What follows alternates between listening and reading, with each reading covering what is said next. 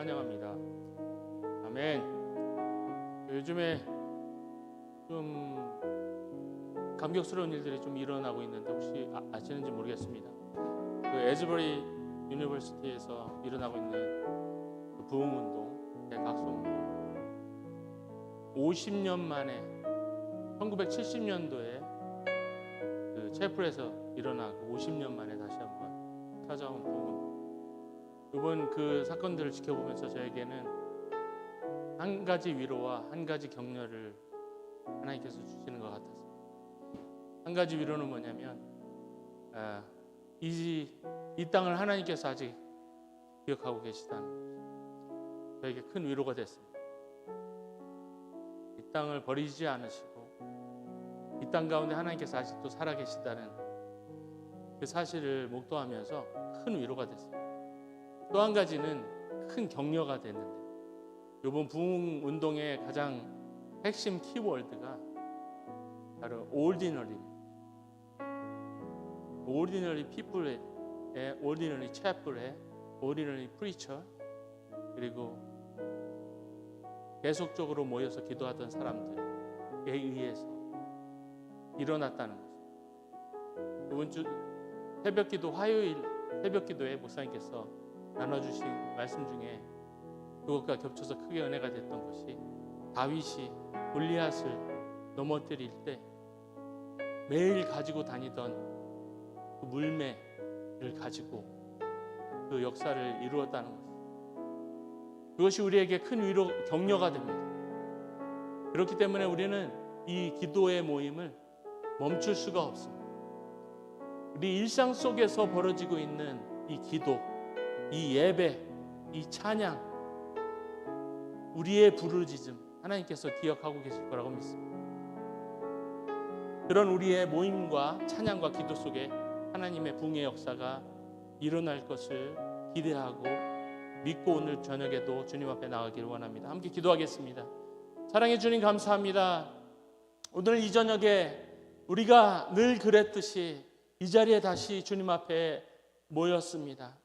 그리고 주님의 임재 앞에 우리가 다시 서기를 원합니다. 우리 가운데 역사하여 주시옵소서. 우리 가운데 성령으로 충만하게 하여 주시고 우리의 삶 속에서 역사하시는 하나님, 오늘도 경험할 수 있도록 주여 은혜 내려 주시옵소서. 예수님의 이름으로 기도드렸습니다. 아멘. 우리 첫 곡으로 그런 의미에서 부르신 곳에서 라는 찬양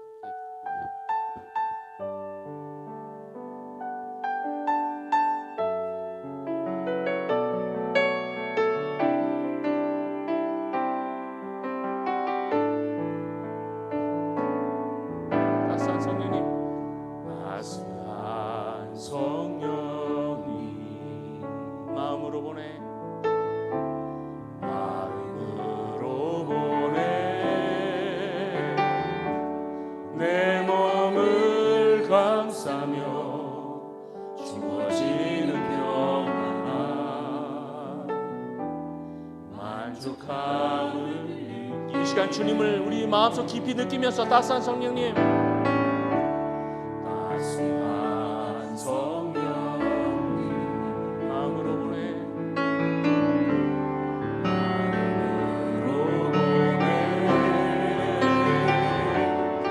내 몸을 감싸며 주어지는 평안. 우리 다시 한번 고백합니다. 따스한 성령님, 우리의 마음을 주님 앞에 내어놓으면서 주님의 임재 가운데 들어가겠습니다. 따스한 성령님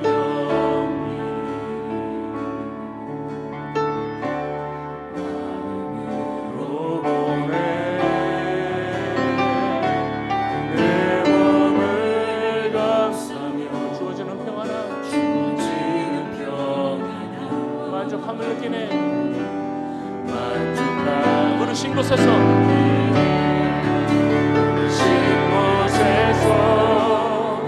나는 예배하네. 어떤 상황에도 나는 예배하네. 부르신 곳에서 나는 예배하네.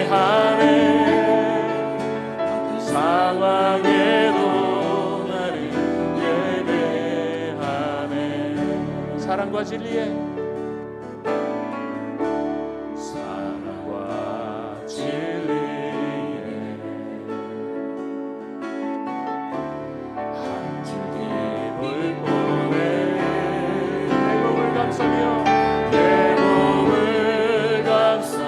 주어지는 평안함,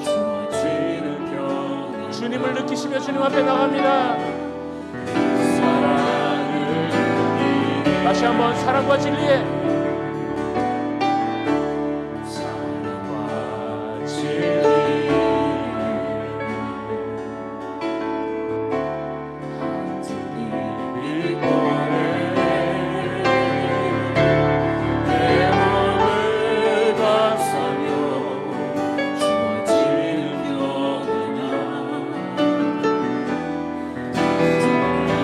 더 간절한 마음으로 사랑과 진리의 한 줄기 빛보내 주님께서 우리 가운데 함께 하십니다. 마음을 열고 주님을 바라보기를 원합니다.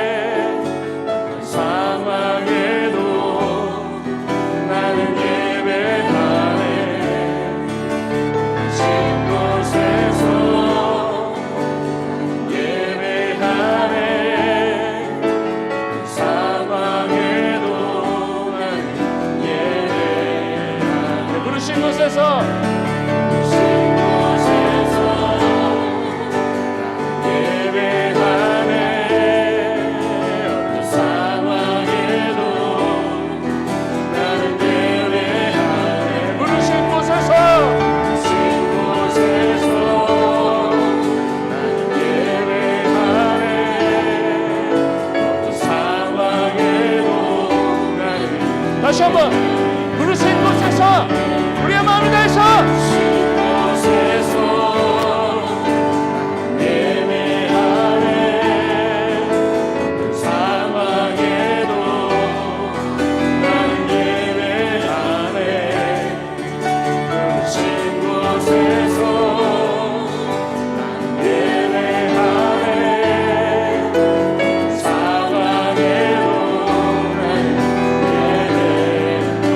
걸어갈 때 길이 되고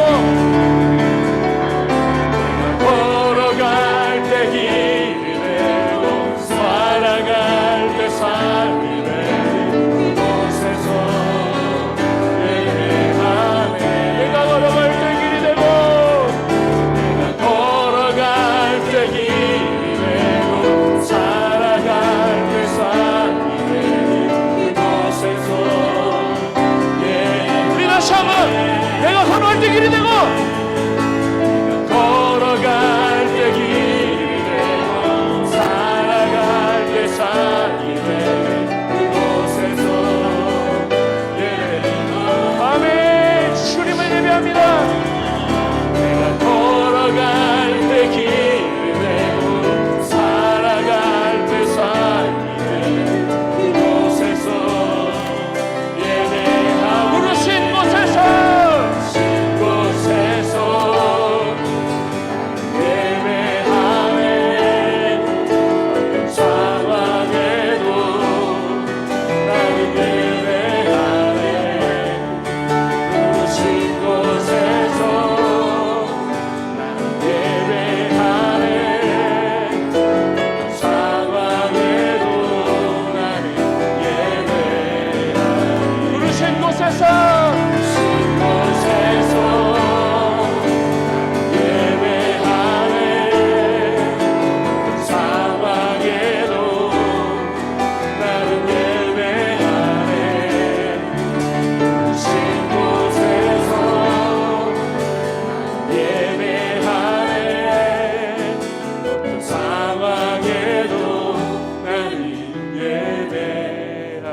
목소리로 부르신 곳에서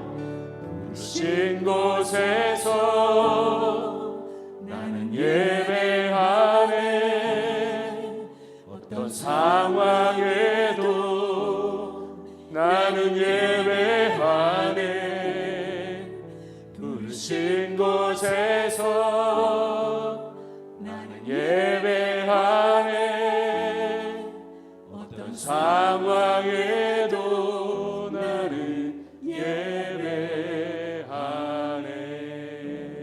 아멘. 아멘. 우리가 어떤 상황에서든 어느 곳에 가든지 주님 앞에 예배하기로 결단합니다. 아멘. 아멘. 자, 우리 다 함께 손뼉 치시면서 우리 우리 일어나서 한번 다 같이 찬양할까요?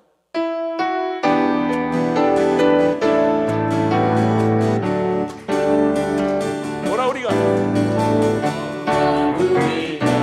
여호와의 산에 올라 하나님의 전에 이르자. 우리가 여호와의 산에 올라 하나님의 전에 이르자. 주님의 노를 배우고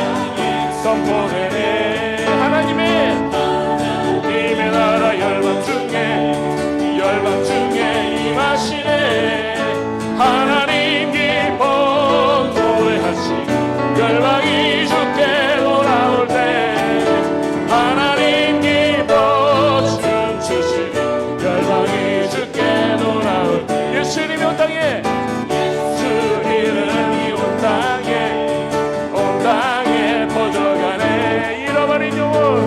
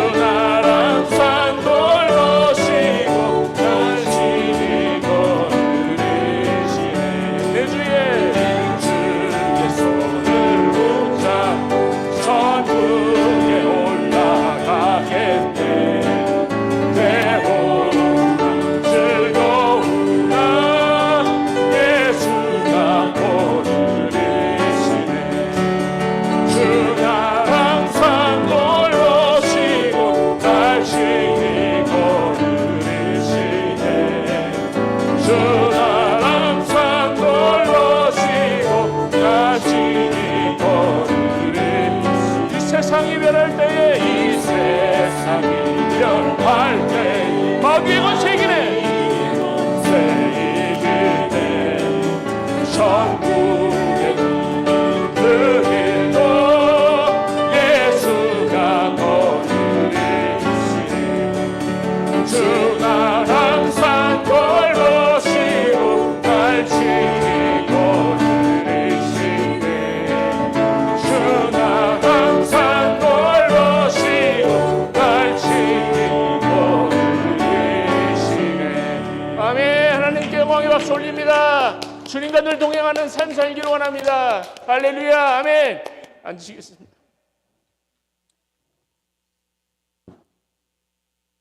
네.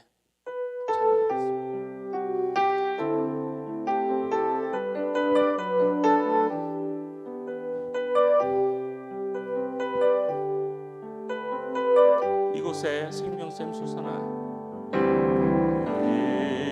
이곳에 생명샘 솟아나 눈물 홀짝 지나갈 때에 모자라 열매 맺히고 웃음소리 넘쳐나. 우리 다시 한번 이곳에 소망을 가지고,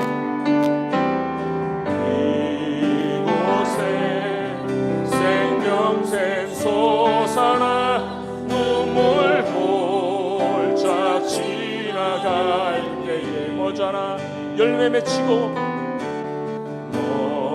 모자라 열매 맺히고 웃음소리 넘쳐나니 꽃들도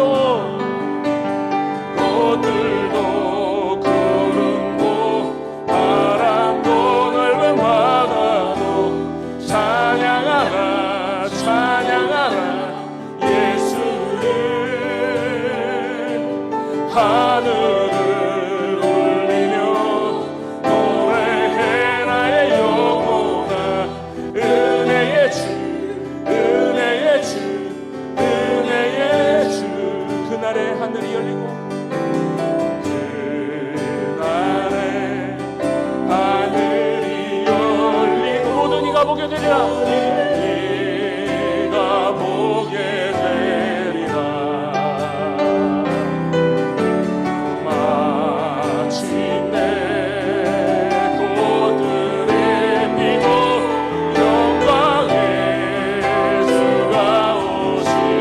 다시 한번 그날을 바라보며 그날에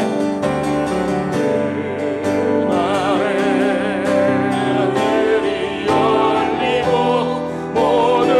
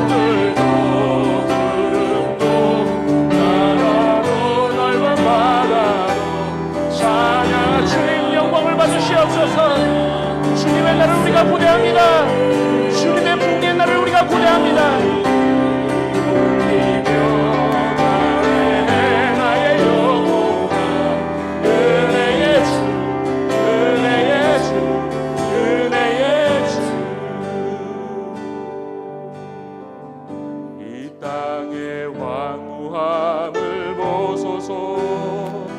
하늘의 하나님 긍휼을 베푸시는 주여 우리의 죄악 용서하소서. 이 땅 고쳐주소서. 이제 우리 모두 하나 되어 이 땅에 부러진 이 주를 다시 쌓을래. 우리의 우상들을 태우시 성령의 흐림 하소서.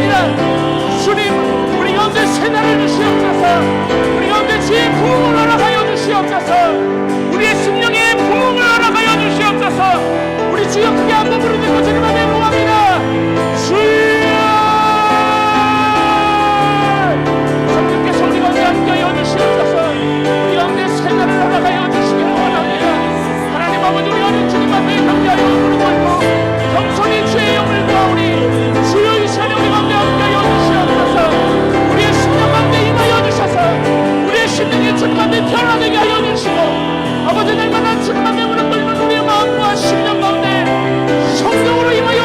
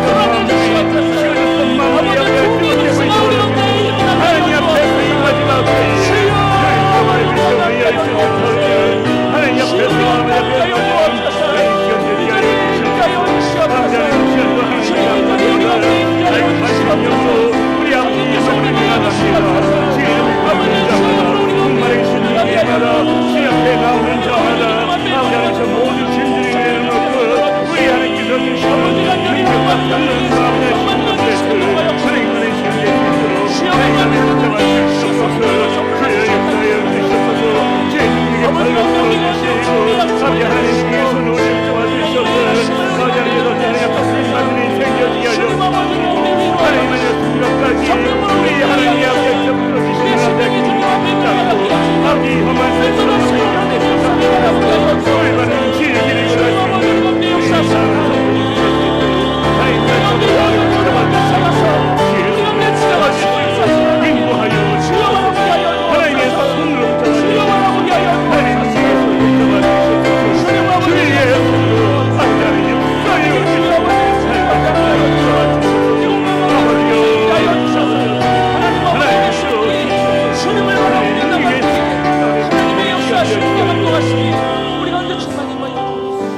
계속해서 우리 교회를 위하여 기도합니다. 하나님 우리에게 더 큰 부의 역사가 아버지 하나님 이루어질 수 있도록 우리 하나님 능력의 팔로 우리를 붙들어 주시고 우리 교회 가운데 주의 성령으로 충만케 하여 주시옵소서. 아멘. 하나님께서 인도해 가시는 교회, 하나님께서 이끌어 가시는 그런 교회 되게 하여 주시옵소서. 아멘. 하나님께서 이것이 더 큰 비전을 바라보며 우리 교회가 쓰임 받는 주의 손에 의하여 쓰임 받는 교회 되게 하여 주시옵소서. 아멘. 하나님께서 예배하신 좋은 성전 허락하여 주시옵소서. 우리 교회를 위해서 기도하고 특별히 이 시간에는 우리 미국 의회에서도 다시 한번 간절한 마음으로 기도했으면 좋겠습니다. 에즈베리 그 부흥의 현장에 교계의 모든 그런 지도자들 7만 명이 다녀갔다고 합니다. 하나님 이 부흥의 역사가 이 부흥의 물결이 하나님 미국 전역으로 아버지 퍼져나가게 하여 주시옵소서. 하나님 성령의 기름 부으시니 온 미국 땅 곳곳에 퍼져나서 잠자고 있던 영들이 깨어나게 하여 주시옵소서. 잠자고 있던 교회가 깨어나게 하여 주시옵소서. 다시 한 불같이 하나님의 사람들이 일어나서 이 땅을 깨우고 하나님 앞에 다시 한번 영광 올려드리는 그런 미국이 되어지게 하여 주시고 다시 한번 미국을 통하여 전 세계 방방곡곡에 하나님의 다시 한번 뜨겁게 세우시는 그런 나라들 사람 주의 일꾼들이 세워지게 하여 주시옵소서. 우리의 간절한 마음으로 이 시간 주의 영광으로 짓고 교회를 위하여 미국을 위하여 주의 영광으로 짓고 기도합니다. 주여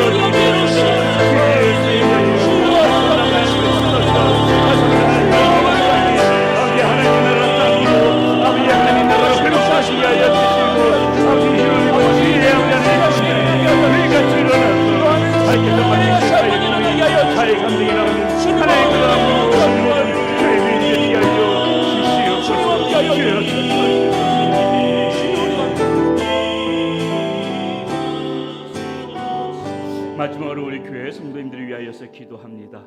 우리 교회 성도님들, 몸이 불편하신 분들, 또 여러 가지 우리가 알지 못하지만 어려운 분을 겪고 있는 분들이 있다면은 이 시간에 하나님께서 주의 능력의 손을 붙들어 주시고 도와주시고 함께해 주셔서 막힌 문제들이 있다면 모든 것들이 풀려지게 하여 주시고 근심 걱정 고민되지는 부분들이 있다면 하나님은 그 모든 것들을 헤쳐나갈 수 있는 그런 지혜를 허락하여 주시옵소서. 무엇보다도 우리 성도님들 중에서 이 10년 가운데 잠자고 있는 영혼 하나도 없도록 하나님 주의 성령 하나님께서 우리 성도님들 개개인의 마음가운데 찾아와 주셔서 다 성령으로 충만케 되어지고 그 영들이 열려지게 하여 주시옵소서. 우리 간절한 마음으로 이 시간 주의 한번 짓고 특별히 다음 주에 우리 성도의 집사님 아기를 출산하게 되는데 그 건강을 위해서 아기의 건강을 위해서 간절한 마음으로 기도 한번 했으면 좋겠습니다. 우리 주여다가 정말 다시 한번 부르고 간절한 마음으로 기도합니다. 주여 살아계신 아버지 하나님 감사합니다. 하나님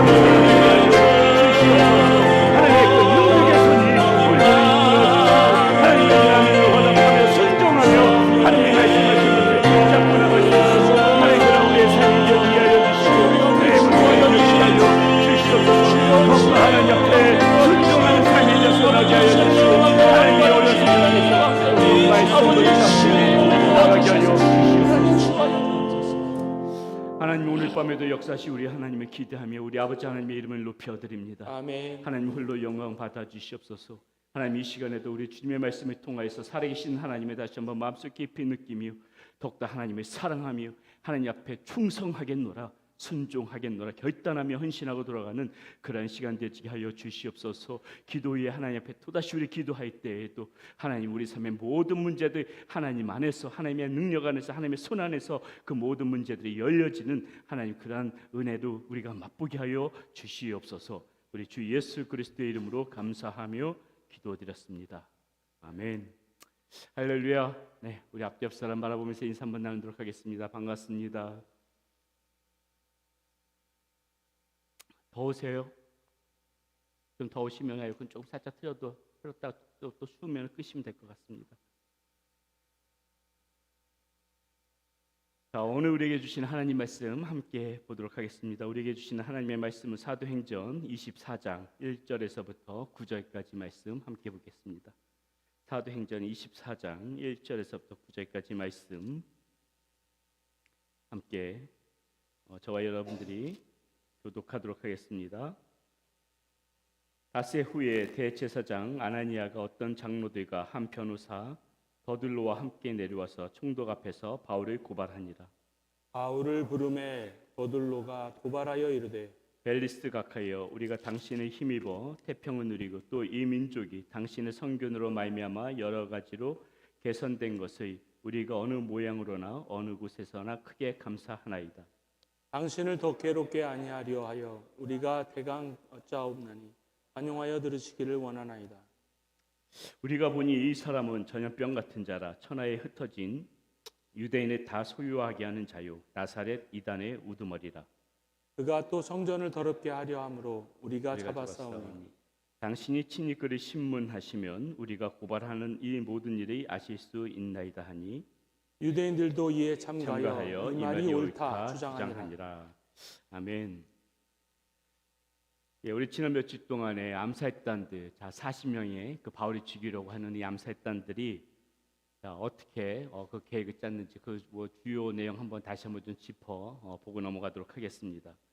자, 바울을 죽이기 전에는 먹지도 마시지도 않겠다고 그렇게 결심한 그런 40명의 그 암살단원들이 이제 그 대제사장 무리들과 같이 마음을 합쳐가지고 어떻게 바울을 죽일 것인가 그런 구체적인 계획을 짰지요. 어떻게 계획을 짰습니까? 이 대제사장 무리가 다시 한번 바울에 대해서 신문을 하겠다는 구실로 지금 이 로마 요새 깊숙이 갇혀져 있는 바울을 이렇게 끄집어낼 수 있도록 천부장을 설득하면은 이 40명의 암살단들이 그 요새와 그 사내들인 공의 그 사이에서 이렇게 숨어 있다가 그 바울이 나오게 되면은 그를 죽이겠다고 그렇게 지금 다 계획을 짰었습니다. 그런데 어때요? 이들의 그 계획을 전해드리는 한 사람에 의해서 어떻습니까? 그 천부장이 알게 되고 이 천부장은 그 지난주에 말씀해 보니까는 470명의 그런 군병들로 바울이 호위해가지고 지금 가이사랴에 있는 그런 총독 벨릭스에게로 보내는 것이 우리가 지난주까지 함께 공부했던, 함께 말씀 나눴던 그런 내용이었습니다. 자, 40명의 암살단원들과 이 대제사장 무리는 이튿날 이제 날이 밝아서야 자신들의 이 계획이 수포로 돌아간 것을 그제서야 알게 된 것이에요. 자, 그러나 어떻습니까? 오늘 말씀에 보니까는 이 대제사장 일행은 절대로 이 바울을 죽이기를 포기하지 않은 것 같아요. 보니까는 지금 기필코 그를 죽이기 위하여서 지금 가이사랴 지금 후송되어진 그 총독 벨릭스에게로 간 그 가이사랴까지 지금 쫓아가는 것이 오늘 말씀해 보니까는 나와 있습니다. 지금 바울이 있던 곳에서부터 그 예루살렘에서부터 그 가이사랴까지 거리상으로 따져 보면은 65마일입니다. 지금 뭐 이렇게 차가 있는 시대야 65마일 아무것도 아닌 것 같지만은 이 당시 어디 그렇습니까? 꽤나 이 먼 거리이죠.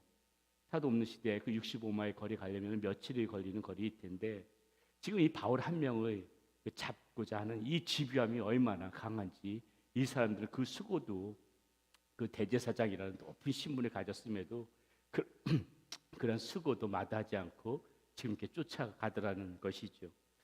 자, 1절 말씀 다시 한번 보겠습니다. 이렇게 나와요. 오늘 말씀에 닷새 후에 대제사장 아나니아가 어떤 장로들과 한 변호사 더들로와 함께 내려와서 총독 앞에서 바울을 고발하니라. 지금 여기서 고발하고 있는 대제사장 아나니아는 어떤 사람인가 살펴봤더니요. 주후 48년부터 59년까지 이렇게 대제사장을 지냈던 사람으로 나와 있는데 이 유대의 역사가 유대 오래된 그 역사를 이렇게 지표했던 그 요세푸스라는 사람이 있는데요. 이 요세푸스라는 사람이 유대의 역사에 기록한 것을 보게 되면 그 역사에 대해서 굉장히 정통한 사람이거든요. 거기에 보게 되니까는 이 아나니아에 대해서 소개하고 있는 부분이 있는데 이 아나니아가 굉장히 탐욕스럽고 그리고 또 포악스러워가지고 하나님께 이렇게 바쳐진 그런 12조 같은 것들을 횡령하는 것은 기본이고 또 어떠한 자기 어떠한 그 목적을 위해서는 폭력과 살인까지도 서슴지 않고 행했던 그렇게 포악한 사람으로 묘사하고 있는 것을 볼 수가 있습니다. 한마디로 지금 이 아나니아는 말이 대제사장이지 이 하나님을 이용해서 정말 그 자신의 이득을 챙기는 그런 부도덕한 종교 장사꾼이라고 해도 과언이 아닐 정도로 그런 사람이었기 때문에 이 그런 사람이 지금 이 바울을 보니까 어때요? 완전히 바울이 눈에 가시 같은 것이 있죠.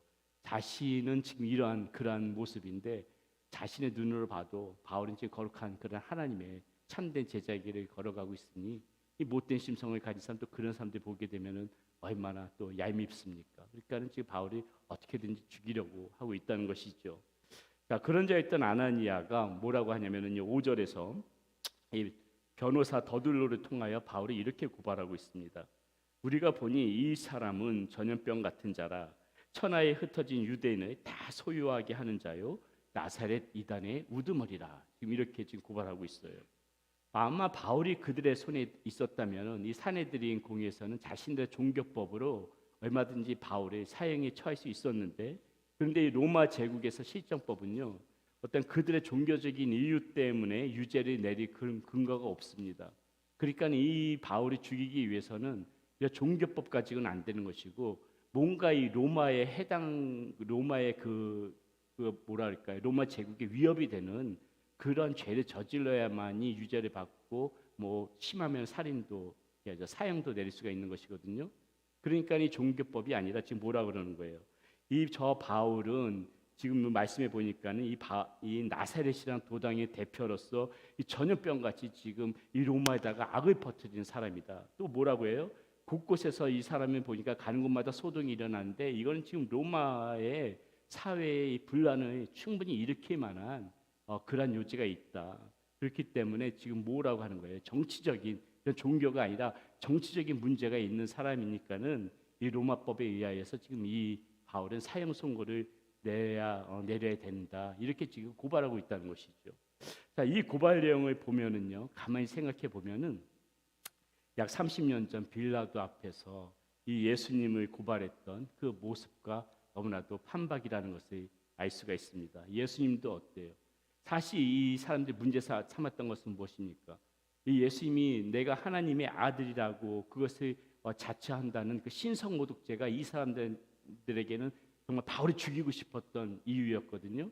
그런데 그 신성모독죄 종교법으로 예수님을 죽일 수 없으니까는 결국은 뭐라고 지금 이 빌라도에게 고발을 했어요. 이 예수가 자꾸 유대인의 왕이라고 그런다. 유대인의 왕은 뭐예요?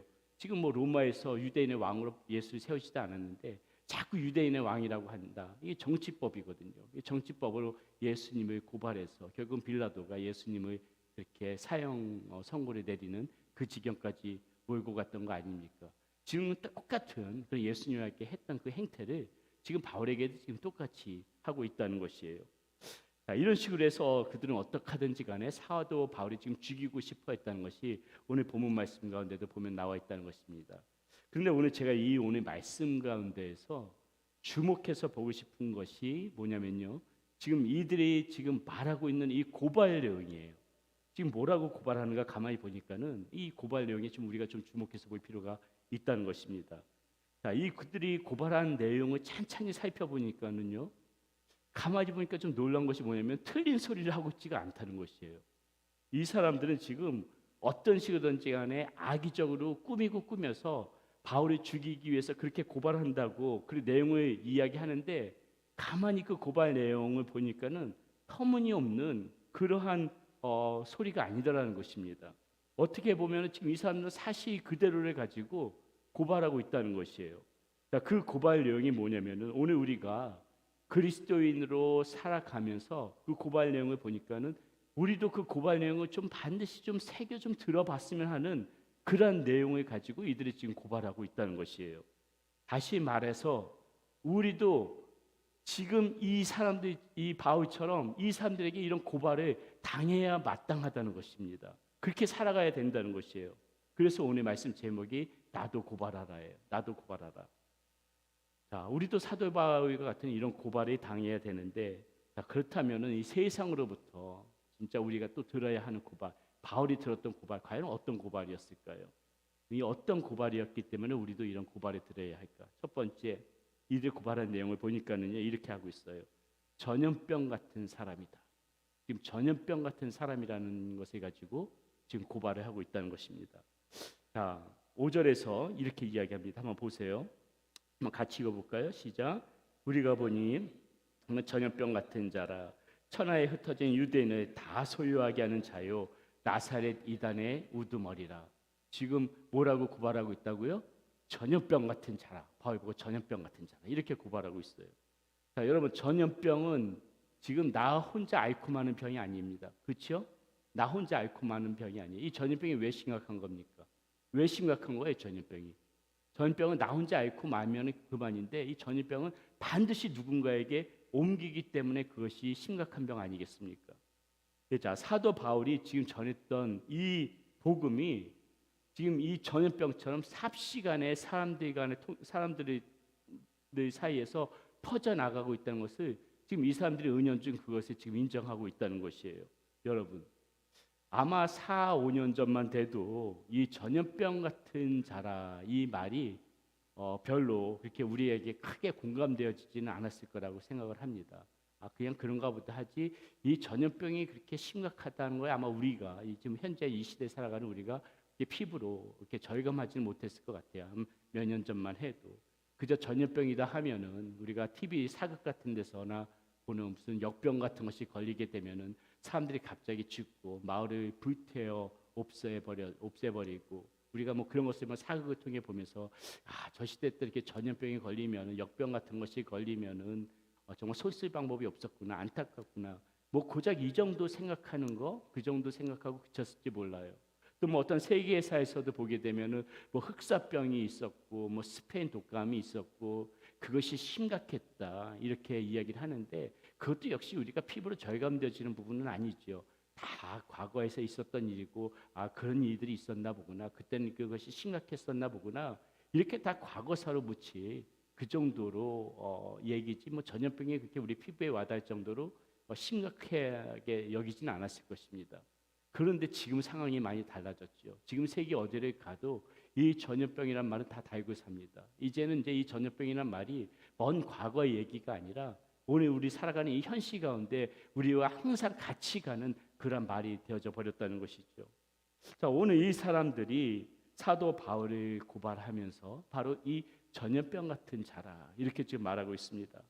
자기 혼자 병에 걸려 있으면은 시비 걸 일이 없는데 자꾸 지금 이 사람이 그 병을 옮기고 다니고 있다는 것이에요. 전염병에 걸렸으면 마스크를 쓰고 있어야 되는데 지금 이 마스크를 벗어버리고 입을 지금 가리지 않고 있다고 지금 이 사람들이 지금 이야기하고 있는 것입니다. 이런 전염병이 걸렸으면은 집안에 가만히 있어가지고 나오지를 말아야 되는데 자꾸 집 밖에 뛰쳐나온다는 것이에요. 어쩔 수 없이 집 밖에 나왔으면은 사람들 사이에 좀 거리를 두기를 하고 있어야 되는데 그럴 생각 없이 계속해서 지금 사람들하고 부딪히면서 접촉하면서 있다고 지금 고발하고 있는 것이에요. 오늘날을 따져보면은 지금 그런 식으로 지금 이 전염병 같은 자라 이렇게 얘기했을 때 이런 바울이 이런 행태를 하고 있다 이렇게 고발하고 있다는 것이에요. 이 한 사람이 옮기는 복음이라는 전염병이 지금 사람 간의 접촉을 통해서 지금 급속도로 계속해서 퍼져나간다고 지금 이야기하고 있는 것입니다.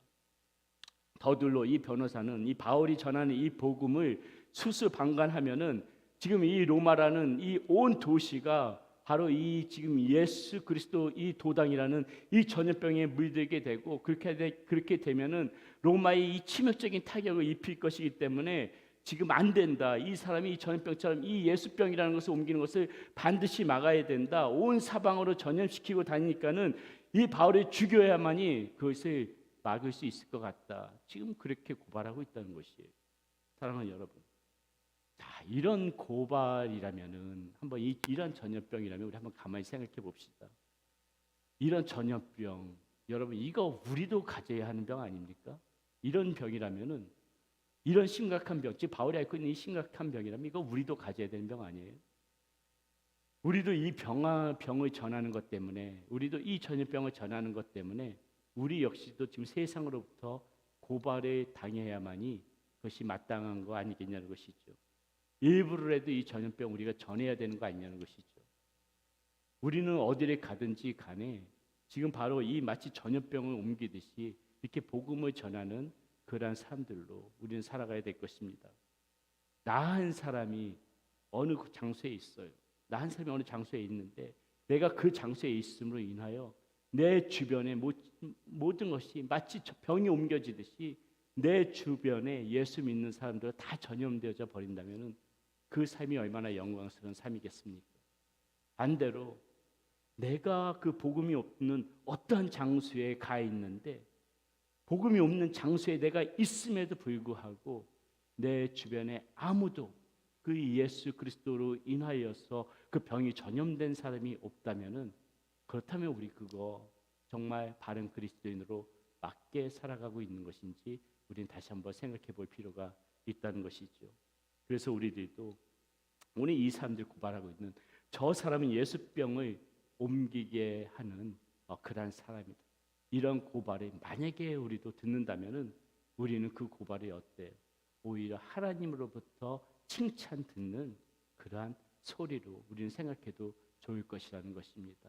세상이 저 사람은 예수 그리스도를 옮기는 전염병 같은 사람이다, 저 사람만 있으면 어디 가든지 간에 불신자들이 예수 믿는 사람 되더라, 저 사람이 있는 곳에는 어떤 사람들도 그 어떤 완악한 사람들도 주님은 예수 그리스도를 믿더라. 세상이 우리를 향해서 그렇게 이야기하는 소리, 그 소리를 우리가 듣는 거. 세상은 그것을 고발이라고 이야기하지만은 하나님은 그것을 보시면서 우리에게 큰 상급이 있을 것이다, 착하고 충성된 족이다, 이런 말씀을 반드시 해주실 거라는 것입니다. 전염병을 옮기는 자다, 이 소리 반드시 이 고발 듣는 여러분들 되시기를 바라겠습니다. 두 번째, 우리가 보면서 또 볼 수 있는 거, 우리 어떤 고발을 들어야 하는가? 소유하게 하는 사람이라는 고발을 들어야 합니다. 5절 말씀 한번 다시 보겠습니다. 우리가 보니 이 사람은 전염병 같은 자라, 천하에 흩어진 유대인들의 다 소유하게 하는 자요, 이단의 우두머리라. 지금 이렇게 고발하고 있어요. 자, 소유한단 말이 무엇이에요? 소유한단 말, 무엇을 선동할 때 우리는 무엇을 선동한다 그럴 때, 선동하고 그럴 때 소유한다고 얘기하지요. 자, 이 사람으로 인하여서, 지금 이 바울로 인하여서 지금 그동안에 얌전히 유대인들 별일 없이 그냥 평탄하게 지내던 이 유대인들이 지금 떠들썩하다는 것입니다. 갑자기 지금 소란스러워졌다는 것이에요. 또한 소유를 뜻하는 단어가 스타세이라는 단어인데, 이 단어의 뜻은 무엇이냐면 분쟁이라는 의미도 가지고 있습니다. 지금 바울이 뭐냐면은 평탄한 곳에 지금 분쟁을 일으키고 있다는 것이에요.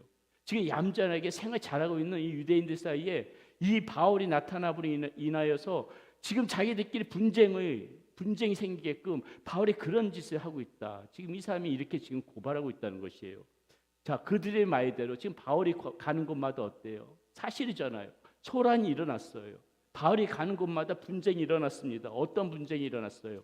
나는 이제부터 예수를 믿겠다. 아니, 나는 예수를 믿을 수 없어. 조용하던 유대인들 사이에 예수를 믿는 사람과 예수를 믿지 않는 사람들 사이에 분쟁이 생겼습니다. 나는 믿음으로 구원받는다. 무슨 말이야? 율법으로 구원받지. 믿음으로 구원받을 수 있다는 유대인들과 율법으로 구원받는다는 유대인들이 간에 다툼이 생겼어요. 분쟁이 생겼어요. 나는 침례를 받아야 한다. 무슨 말이야? 침례를 왜 받아? 너는 할례만 받으면 돼. 할례만 받으면 구원받을 수 있어. 아니야, 할례가 지금 안 돼. 나는 예수 믿고 침례를 받아야 돼. 침례를 받아야 한다는 사람과 할례만 받아도 된다는 사람들 사이에 분쟁이 일어났다는 것입니다. 그 전에 그들 사이에서는 이런 분쟁이 없었어요. 바울이 오기 전까지는 이런 분쟁이 없었습니다. 바울이 복음을 가지고 나타나기 전까지는 이런 분쟁이 없었어요. 무엇이 진실인지에 대해서 관심도 없었어요. 논의조차도 없었어요. 그런데 바울이 통하여서 지금 복음이 떨어진 건 어때요? 당연하다고 생각했던 것들이 더 이상 당연한 것이 아니더라는 것입니다. 이 사람들 사이에 그동안에 묵묵히 암묵적으로 지내왔던 건 평화가 깨지기 시작했어요. 침묵이 깨지기 시작했습니다. 조용하던 호소에 돌멩이가 던져지면서 지금 파문이 일어나고 있는 그런 상황이에요. 이게 선동이라는 것이에요. 이게 지금 소유케 되어지는 현상이더라는 것입니다. 또한 크고 작은 소유도 이것뿐만이 아니라 크고 작은 실제적인 소유도 일어나지요.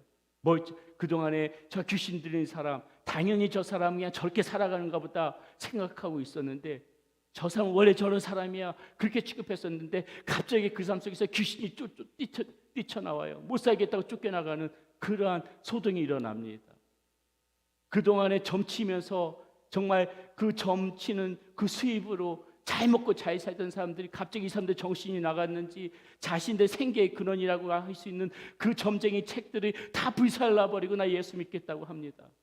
한 번도 생각해보지 않았던 일들이 지금 이 유대 사회에서 이렇게 지금 소요가 벌어지는 거예요. 글자 그대로. 정말 이런 일들이 벌어지고 있다는 것이죠. 데살로니가에서는 또 어떤 일이 일어납니까? 사람들이 들고 일어나요. 그래서 뭐라고 해요? 저 바울은 천하를 어지럽히는 사람이다. 이렇게 고발을 해요. 바울 한 사람 보고 오죽했으면 이 사람들이 데살로니가에서 일어나서 천하를 어지럽힌대. 천하를. 그 한 사람을 두고서 그렇게 이야기를 해요. 얼마나 이 바울이 파워 있게 가는 곳마다 소요를 일으키게 만들었으면은 과장되겠지만 얼마나 이 사람들이 심각하게 받아들였으면은 바울이 보고 천하를 어지럽히는 사람이다. 이렇게 들고 일어났겠습니까? 바울 한 사람이 가는 곳마다 이 복음을 들고 그 땅 어떤 땅에 갔더니 가는 곳마다 이렇게 큰 소요와 분쟁이 일어나더라는 것입니다. 여러분, 예수님께서 마태복음 10장 34절에서 이렇게 말씀하신 부분이 있어요. 내가 세상에 화평의 주로 온 줄로 생각하지 말라. 화평이 아니요 검의 주로 왔노라. 이렇게 말을 해요. 성경은 예수님을 평강의 왕이라고 말합니다. 예수님 스스로도 당신을 가리켜서 나는 화평의 왕이라고 얘기해요. 그런데 왜 지금 예수님께서 이렇게 말씀을 하실까? 여러분, 복음이 없는 곳에서 안주하는 사람들에게 지금 복음이 없음에도 스스로 화평을 누리고 살아가고 있는 사람들이 있죠. 그런 곳에서 여러분 잘 아셔야 돼요. 주님은 그런 곳에서 더 이상 화평의 왕이 아니에요.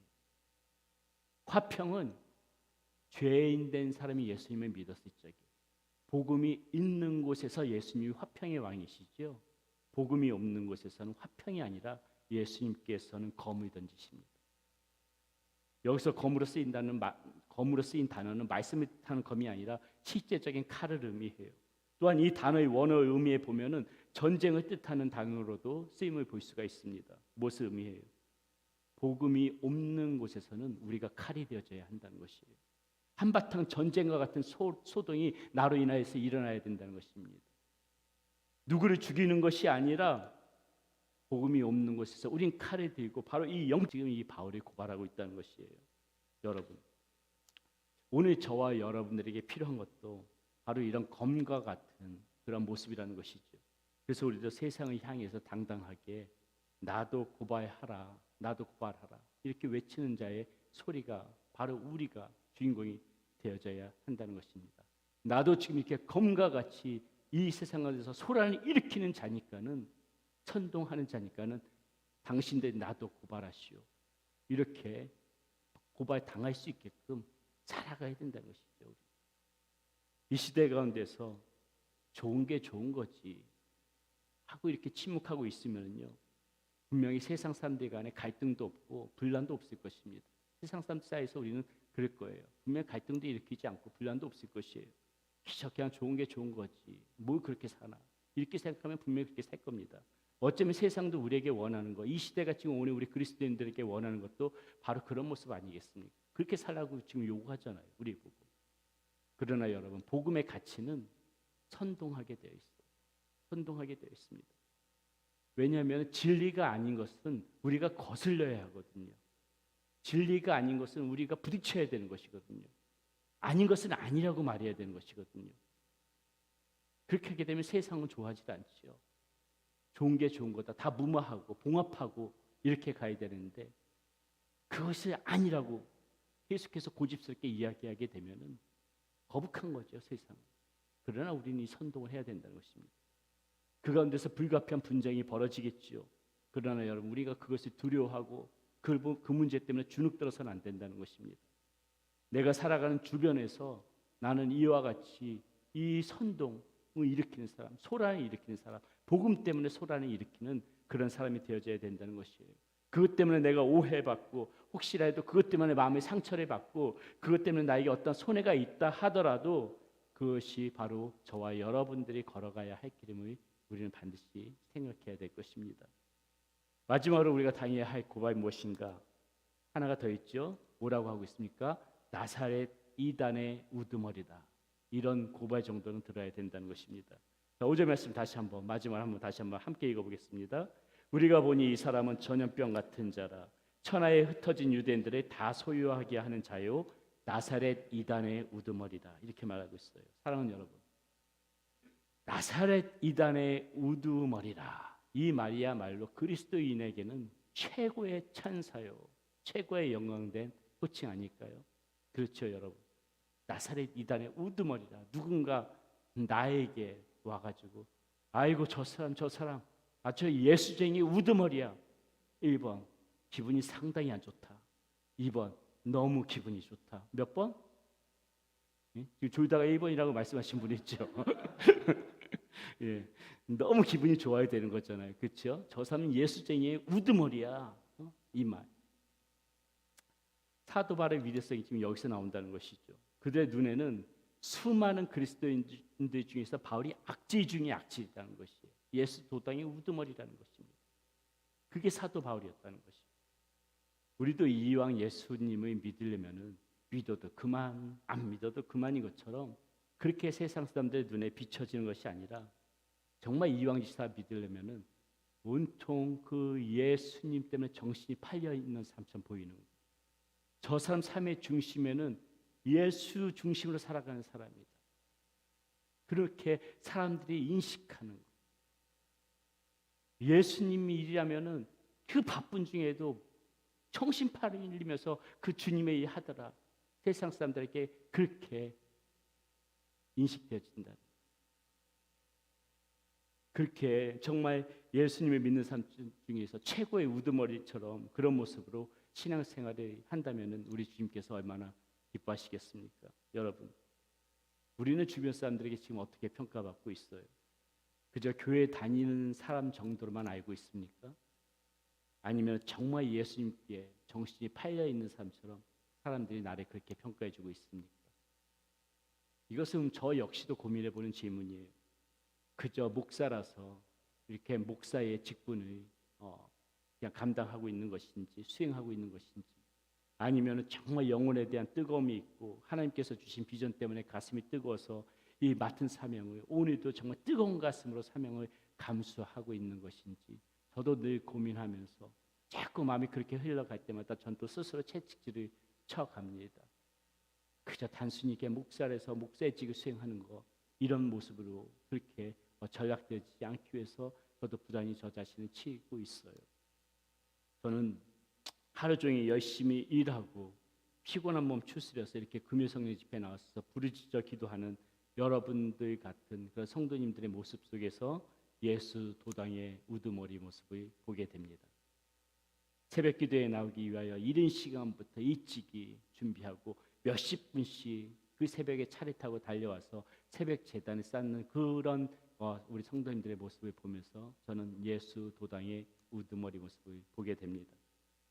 예수님을 믿기 때문에 화가 나고 억울한 일이 있어도 내가 큰 소리 칠 일이 분명히 있음에도 큰 소리 치지 않고 꾹꾹 참고 내가 예수 믿기 때문에 할 말 안 하고 입을 다물고 살아가시는 그런 분들의 모습 속에서 저는 예수 도당의 우두머리 모습을 보게 됩니다.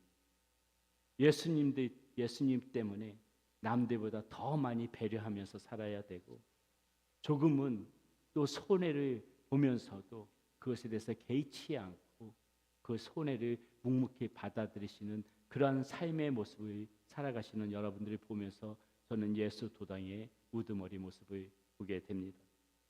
치열한 삶의 현장 속에서 죄가 난무하는 이 세상 속에서 어떻게든지 간에 그 죄의 유혹에 무너지지 않으려고 자신이 오늘도 치고 또 치면서 바르게 자신을 세워가고자 애쓰는 성도님들의 모습 속에서 저는 예수 도당의 우두머리 모습을 보게 됩니다. 여러분, 저는 이것이 여러분들의 모습이라고 믿고 또 앞으로도 여러분들이 그렇게 살아가실 것이라고 믿습니다.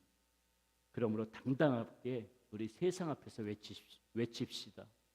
특별히 사단 앞에서 당당하게 우리는 외쳐야 돼요. 내가 너희들이 말하는 나사렛 이단의 우두머리다. 내가 예수 도당의 우두머리다. 나도 고발하라. 내가 전염병 같은 자다. 내가 소란케 하고 내가 선동하는 자다. 내가 예수 도당의 우두머리다. 나도 고발하라. 우리는 자신감 있게 이렇게 외치면서 살아가는 그러한 저와 여러분들 되셔야 한다는 것이죠. 이런 기백으로, 이러한 믿음으로 살아가는 여러분들이 모두 되시기를 바라겠습니다. 오늘 우리 그런 마음의 결단에 담아서 우리 이 찬양 함께 하나님 앞에 힘있게 불러보도록 하겠습니다. 세상 모든 민족이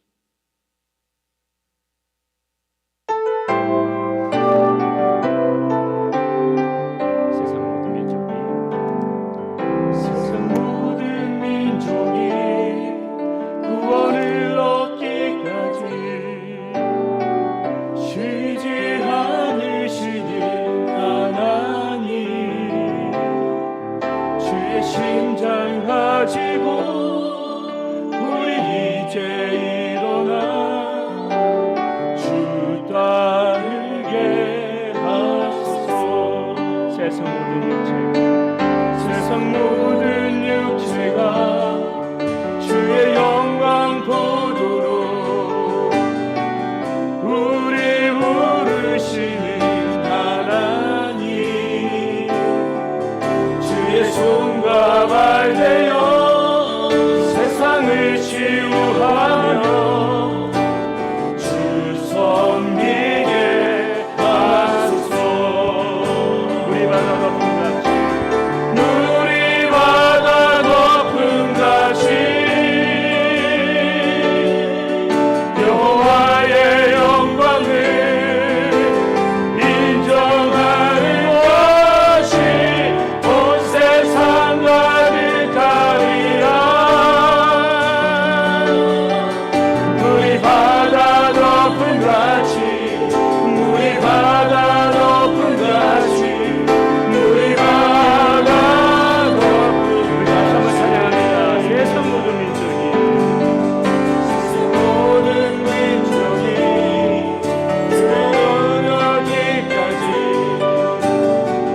쉬지 않으시는 하나님, 주의 십자가 지고 우리 이제 일어나 주 따르게 하소서. 세상 모든 육체가 주의 영광 보도록 우리 부르시는 하나님, 주의 손과 발 되어 세상을 치유하며 주 섬기게 하소서. 우리 바다 높은 같이, 우리 바다 높은 같이 여호와의 영광을 인정하는 것이, 여호와의 영광을 인정하는 것이 온 세상 가득하리라. 우리 바다 높은 같이, 우리 바다 높은 같이, 우리 바다